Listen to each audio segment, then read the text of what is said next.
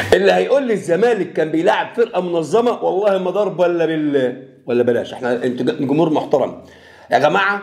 الاعلام بيطبل وعلي محمد علي المذيع اللي كان بيعلق على مباراه الزمالك وفريق دريمز يقول لك الفرقه دي فرقه منظمه. بالعكس الزمالك اللي نازل غلط، الجوميز لعب المباراه غلط. انك انت ريحت شيكابالا الماتش اللي فات ومصطفى شلبي ده كان سر فوزك على الاهلي. انك انت في المباراه تنزلهم مفيش، اكبر غلطه.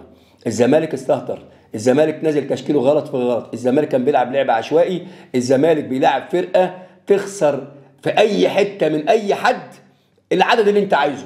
فرقه لا بتعرف تدافع ولا بتعرف تهاجم ولا عندها حارس مرمى، فرقه اقصى طموحها كانت تيجي تلعب ماتش مع الزمالك تتغلب 5 وتروح وهي مبسوطه. الفرقه دي جايه تتصور مع شيكابالا واللاعيبه بتاعت نادي الزمالك وتاخد لقطات تذكاريه وتتغلب 5 وهي تروح. انت اللي جرأتها، انت اللي بتلعب لعب عشوائي. جوميز لعب المباراه غلط ولازم نعترف. شيكابالا ما يبداش، شيكابالا من اسوء مباراته امبارح بين الميسنج باص. هل الميسنج باص والباصات الغلط لها دخل بدريمز ولا لها دعوه؟ هل انت كشخصيتك انك انت تدخل وترقص وتحاول تجيب جول لها دعوه بالمدرب؟ لها دعوه بدريمز؟ مفيش. انت كان واقف غلط. سيبك من كام فرصه اللي في الاخر والكره مقفله يا كابتن وليد. انت ما شفتش المباراه، انت ما بتفهمش يا عم، انت ما بتفهمش. انت جاي في الاخر ما طبيعي تقفل لان انت ما عملتش على انك تكسب من البدايه، ما لعبتش انك انت تكسب من البدايه.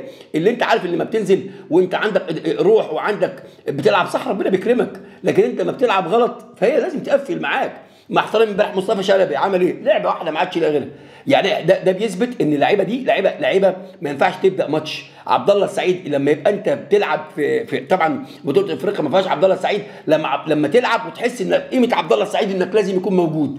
واحد عنده 40 سنه وتحس انه وسط اللعيبه دي انه له اي قيمه وقامه، بيثبت ان عبد الله السعيد لعيب كبير والفرقه دي فرقه فاضيه ما عندهاش اي فكره. محمد شحاته يا عم جوميز بسم الله الرحمن الرحيم كده لازم يكون جنب نبيل عماد دونج. اذا انت عايز تلعب كوره فعلا لازم يكون جنب نبيل عماد دونج، لازم حط بقى اي حد قدامه. الاثنين دول جامدين جدا، دونجا ومحمد شحاته بيلعب لقدام. محمد شحاته بيلعب جيم حلو قوي. لو انت بصيت ابراهيم ده الشوط الاول ما كانش موجود، شيكابالا ما كانش موجود، احمد حمدي ما كانش موجود، مصطفى شلبي ما كانش موجود، الجزيري كان بيجري جري وخلاص. مين تاني يا جماعه؟ ما كانش عندك حتى الزناري ما كانش موجود، ما كانش في اي كوره يا جماعه، ما كانش في اي لعب، ما كانش في اي حاجه تذكر نادي الزمالك بيعملها الشوط الاول خالص. حتى الشوط الثاني لما نزل سامسون اكونولا الوحيد اللي كان بيلعب انا وجهه نظري موتيابا، بس موتيابا ده انت مش عارف بتوديه يمين وشمال، ما فيش اي طريقه، ما فيش شخصيه، ما فيش جبهه هنا وجبهه هنا. انت باحترامي الشديد هتقول لي الفرقه دي منظمه دفاعيا؟ لو ربنا لا دفاعيا ولا هجوميا ولا وسط ملعب.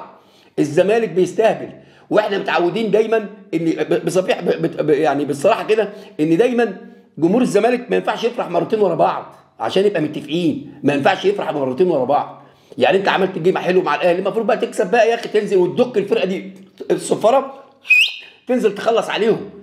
لكن انت ما فيش، بتلعب لعب ساذج وعادي يا عم. الشوط الاول يعدي والشوط الثاني ايه المشكله؟ قدامنا الدنيا طويله واشرب حجرين بقى ده بقى عالم مساطيل، ما فيش الكلام ده.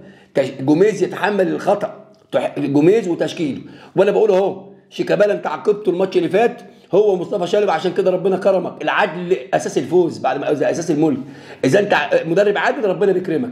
اللي انت عملته اكبر غلط، بالعكس ان دول كنت ريحتهم ووريت شخصيتك ولعبت عندك لعيبه ثانيه تبقى بدايل تقدر تنزل. عندك اي حد يقدر ينزل يكسب دريمز. انا لو مدرب العب ب3 راس حربه من البدايه، مفيش، انزل اخلص يا عم. انت ليه تحط نفسك في يعني في مكان غلط؟ ليه تحط نفسك في موقف غلط؟ انت مفيش اي جمله عملتها. انا لا شفت جمله مع شيكابالا ولا بيعمل اي حاجه. شيكابالا امس الفرقه ناقصه شيكابالا، الفرقه ناقصه احمد حمدي، الفرقه ناقصه ابراهيم نداي، ابراهيم ناقصه الفرقه. يعني الزمالك كان بيلعب ناقص 5 6 امبارح يا جماعه. مين تاني كان بيلعب؟ يعني بجد فرقه ما فيش. الزمالك ما كانش موجود بمره.